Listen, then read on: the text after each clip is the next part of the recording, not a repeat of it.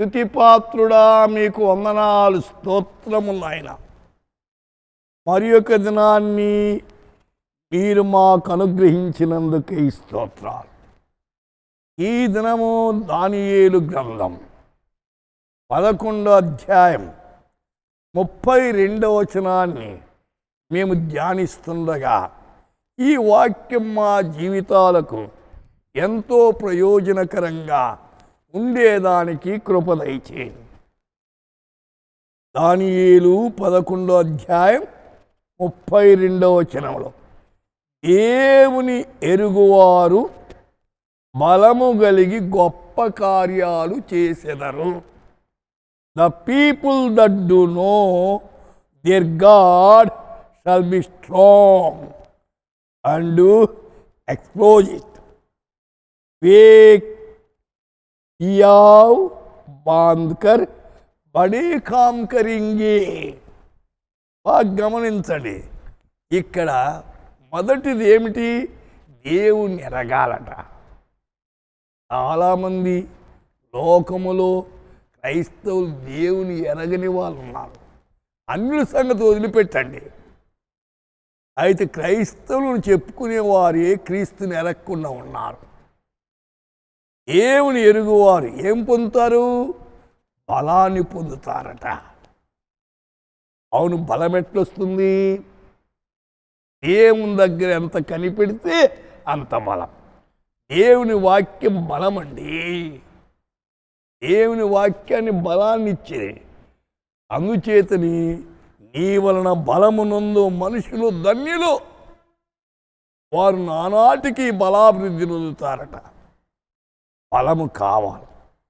శరీర బలానికి రకరకాల ఆహార పదార్థాలు భుజిస్తున్నాం. అయితే ఆత్మకు కూడా బలం కావాలి. ఆత్మ బలంగా ఉండాలంటే దేవుని వాక్యమే. ఆత్మ చేత శారీరక క్రియలు చంపాల. ఆత్మ బలంగా ఉన్నప్పుడు శరీర కార్యాలు మనం నెరవేర్చం. అయితే దేవుని కొరకు జీవిస్తారు. అందుకే 71వ కీర్తనలో 7వ వచనములో నాకు బలమైన ఆశ్రయము నీవే. ప్రభువు మనకు బలమండి. ప్రభువు మనకు ఆశ్రయం. బలహీనులమైన మనలను బలపరిచే దేవుడు. ఒకవేళ సోదరుడా నువ్వు బలహీనుడని అనుకోవద్దు. బలవంతుడైన దేవుడు నీతో ఉన్నాడు. బలమైన కార్యాలు నీ ద్వారా జరిగిస్తాడు. కృంగిపోవద్దు, ధైర్యము తెచ్చుకో. బలవంతుడైనది నీలో ఉన్నవాడు లోకములో ఉన్నవాని కంటే గొప్పోడు, గొప్పవాడిని దేవుడు. మన కుటుంబాల్లో, మన పిల్లల జీవితంలో మనం తలపెట్టిన కార్యాలు ఉంటే గొప్ప కార్యాలు చేస్తాడు.